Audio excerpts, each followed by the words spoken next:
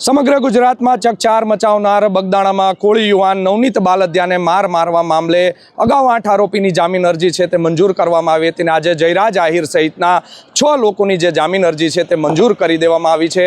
હાલ અમે ભાવનગરની જિલ્લા જેલ ખાતે ઉપસ્થિત છીએ। થોડી જ વારમાં છે જયરાજ આહિર સહિતના જે 6 લોકો હતા તેમની મહુવાની સેશન્સ કોર્ટ દ્વારા જે જામીન છે તે મંજૂર કરવામાં આવ્યા છે, જેને લઈને ભાવનગરની જિલ્લા જેલ ખાતે છે જયરાજ આહિરના વકીલ પહોંચ્યા હતા અને બીડું છે તે આપવામાં અને સાથે જ અજય ભાલિયા ઉર્ફે મોટો નામનો જે વ્યક્તિ છે કે જેણે ધોકા પૂરા પાડ્યા છે તે વ્યક્તિના છે તે બીડા છે તે અહીંયા પહોંચી ચૂક્યા છે અને તેમને છે તે જામીન અરજી માટેની તેમણે જે અરજી કરી હતી જેને લઈને થોડી જ વારમાં તેઓને છે તે ભાવનગર જિલ્લા જેલમાંથી બહાર કાઢવામાં આવશે। આ કેસમાં છે તે 3 જેટલી જામીન અરજી છે તે આજે કરવામાં આવી હતી।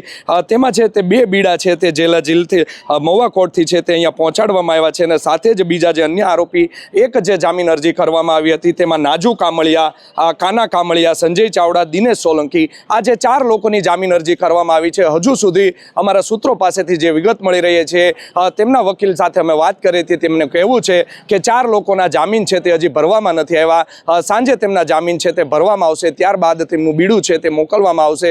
એટલે કહી શકાય કે 14 દિવસનો જેલવાસ ભોગવ્યા બાદ જયરાજ માયાભાઈ આહિર છે તે આજે જિલ્લા જેલમાંથી બહાર આવશે અને તેની સાથે જ જે બગદાણાની બાજુના ગામનો વ્યક્તિ છે અજય ભાલિયા ઉર્ફે મોટો નામનો જે એસઆઈટીએ જેની ધરપકડ કરી હતી તેની પણ થોડા જ મિનિટોમાં છે તે જેલમાંથી છે તે છૂટી શકે છે અને તેઓની છે જામીન અરજી છે તે માન્ય કરી દેવામાં આવી છે। આ કેસમાં છે અગાઉ છે તે 8 આરોપી છે તેના જામીન છે તે મંજૂર થયા હતા અને ત્યારબાદ જે 6 આરોપીના જામીન મંજૂર કર્યા છે। આમાં જે કાના કામળિયા નામનો વ્યક્તિ છે તેની સુરત પોલીસે છે તે ચોરીના બાઇક ચોરીના છે આરોપમાં છે ધરપકડ કરવામાં આવી હતી।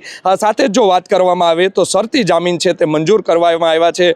શરતી જામીન જે મંજૂર કરવા આવ્યા છે સાથે જ તેનો જે ઓર્ડર છે તેમાં કોર્ટ દ્વારા ખાસ લખવામાં આવ્યું છે કે અગાઉ જે મુંબઈ ખાતે જે ડાયરો યોજાયો હતો તેમાં માયાભાઈ આહિર છે તેમણે યોગેશ સાગરની છે તે મેનેજિંગ ટ્રસ્ટી તરીકે છે તે વાત કરી હતી, તેમને દર્શાવ્યા હતા। ત્યારબાદ છે તે નવનીત બાલદિયા છે તેમણે માયાભાઈ આહિરને ફોન કર્યો હતો અને માફી માંગતો જે વિડીયો છે તેમણે બનાવ્યો હતો અને નવનીત બાલદિયા દ્વારા અથવા બીજા લોકો દ્વારા છે તે વાયરલ કરવામાં આવ્યો હતો। ઓર્ડરની કોપી છે તેમાં લખવામાં આવ્યું છે કે માયાભાઈ આહિરનો માફીનો વિડીયો સોશિયલ મીડિયામાં અલગ અલગ ગ્રુપમાં વાયરલ કરેલ, જેનું મંદુક અને રાગદ્વેષ રાખી આરોપી જયરાજ ભમ્મરે અન્ય આરોપીઓને પોતાના ફામે બોલાવી ફરિયાદીને મારવાનું ગુનાહિત કાવતરું રચી આરોપીઓને વરના અને સ્વિફ્ટ ગાડીઓમાં બગદાણા ખાતે મોકલી ફરિયાદીની રેકી કરી ફરિયાદીને આયોજનપૂર્વક ફરિયાદીના દીકરાના ટ્રેક્ટર રોકાવી ફરિયાદીને બહાર લાવી બગદાણાથી મોણપર રોડ થોડે દૂર લાવી આરોપીઓ દ્વારા લાકડી પાઇપ વડે ફરિયાદી ઉપર જીવલેણ હુમલો કરી ફરિયાદીને મારેલ તે વખતનો વિડીયો બનાવી વાયરલ કરી સમાજ ભય અને શાંતિ ફેલાવી ગુનો કરેલ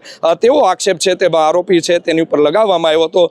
સાથે જ જો વાત કરવામાં આવે તો જિલ્લા જેલના છે તમે દ્રશ્યો અત્યારે જોઈ રહ્યા છો।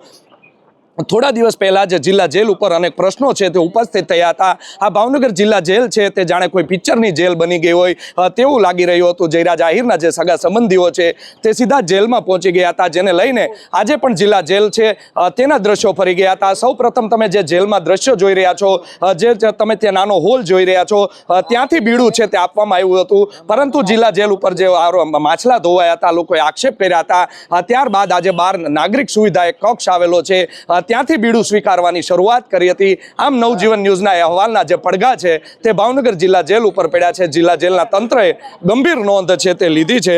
સાથે જો વાત કરવામાં આવે તો અરજદાર આરોપી તરફી જે છે દલીલો જે કરવામાં આવી હતી તેની વાત કરવામાં આવે તો જણાવવામાં આવ્યું હતું કે આરોપીની જયરાજ જે છે તેની આરોપીની 25 થી 26 દિવસ બાદ મીડિયા ટ્રાયલના કારણે છે તે ધરપકડ કરવામાં આવેલ છે। અરજદાર આરોપીને ખોટી રીતે ગુનામાં સંડોવાવેલ છે। અરજદાર આરોપીને 2 વાર બોલાવવામાં આવેલ અને તેઓ જવાબ આપવા હાજર રહેલ છે। અરજદાર આરોપી સ્થાનિક રહીશ છે। અરજદાર આરોપીને જામીન મુક્ત કરવામાં આવે તો તેઓ નાસી ભાગી જાય તેમ નથી, તેમજ નામદાર કોર્ટ ફરમાવે તે શરતોનું પાલન છે તે તૈયાર છે, ખુશી છે। હાલના ગુનાની મોટાભાગની તપાસ પૂર્ણ થઈ ગયેલ છે। અરજદાર આરોપીને જેલમાં રાખવાનો કોઈ અર્થ નથી, તેમજ હુમલો કરનાર આરોપીઓને જામીન મુક્ત કરવામાં આવેલ છે। આમ અરજદાર આરોપીને જામીન મુક્ત કરવા રજૂઆત છે તે કરવામાં આવી છે તેવું તેનો જે ઓર્ડર છે તેમાં લખવામાં આવ્યું છે।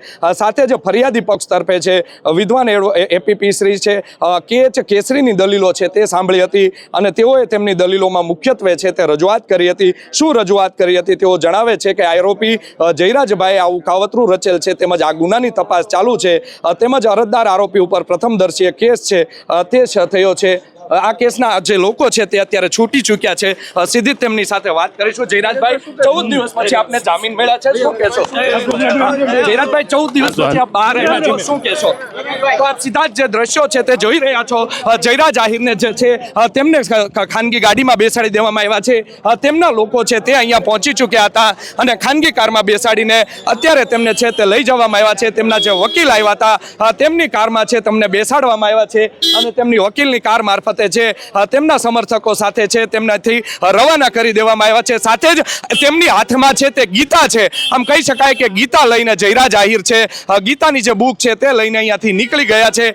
તમે સીધા જ જે દ્રશ્યો જોઈ રહ્યા છો, પોલીસ દ્વારા પણ પાયલોટિંગ આપવામાં આવ્યું છે કે કોઈ અનિચ્છનીય બનાવ ન બને તેને લઈને. આમ જયરાજ આહિર છે તેનો 14 દિવસ પછી છે તે હવે છુટકારો થઈ રહ્યો છે અને જયરાજ આહિર સાથેના જે લોકો છે તેમના જે સમર્થકો છે મોટી સંખ્યામાં ભાવનગર જિલ્લા જેલ ખાતે છે તેઓ પહોંચ્યા હતા અને તેમને છે તે અત્યારે અહીંથી લઈને નીકળી ગયા છે. અમારા જો સૂત્રો માનવામાં આવે તો ભાવનગર સોમનાથ નેશનલ હાઈવે ઉપર એટલે કે જયરાજ આહિર છે તે સીધા જ ભાવનગર જિલ્લા જેલથી બોરડા જવા માટે રવાના થયા છે. થોડી જ કલાકોમાં તેઓ ભગુડા પણ પહોંચી શકે છે અને ત્યાં પણ છે તેઓ દર્શન છે કરી શકે છે.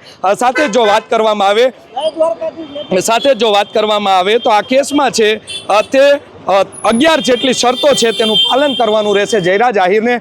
તેમાં શરતોની જો વાત કરવામાં આવે તો આરોપીએ તપાસમાં સાથ સહકાર આપવો, અરજદાર આરોપીએ હાલના કેસની ગુણદોષની ચર્ચા સોશિયલ મીડિયા કે પ્રિન્ટ મીડિયામાં કરવી નહીં, કે હાલના કેસની ગુણદોષની ચર્ચાની કોઈ પણ સોશિયલ મીડિયા પર પોસ્ટ મૂકવી નહીં, કે ત્રાહિત દ્વારા મૂકેલ પોસ્ટમાં કોઈ કોમેન્ટ પણ પાસ કરવી નહીં. સાથે જ ત્રીજી શરત છે અરજદાર આરોપીએ ફોટો આઈડેન્ટિટી જે પ્રૂફ ધરાવતા જામીન છે તે રજૂ કરવા. સાથે જ ચોથી શરતમાં લખવામાં આવ્યું છે અરજદાર આરોપીએ ફરિયાદ પક્ષના સાહેદોને ધાક ધમકી છે તે આપવી નહીં, કે પુરાવા સાથે છેડછાડ કરવા નહીં. અરજદાર આરોપીએ રહેણાંકનું પાકું સરનામું તથા મોબાઈલ નંબર અંગેનું સોગંદનામું જેલ મુક્ત થયા બાદ દિન 3માં છે તે રજૂ કરવું અને રહેઠાણનું નામ સરનામું કોર્ટની પરવાનગી વિના છે તે બદલવું નહીં. સાથે જ લખવામાં આવ્યું છે અરજદાર આરોપીએ તપાસ પૂર્ણ થઈને ચાર્જશીટ દાખલ થતા સુધી દરેક અંગ્રેજી માસની 1 થી 5 તારીખ સુધીમાં સવારના 10:30 થી સાંજના 6:30 વાગ્યા સુધીમાં સમયગાળા દરમિયાન તપાસ અધિકારી સમક્ષ સંબંધિત પોલીસ સ્ટેશનમાં હાજરી આપવી પુરાવી.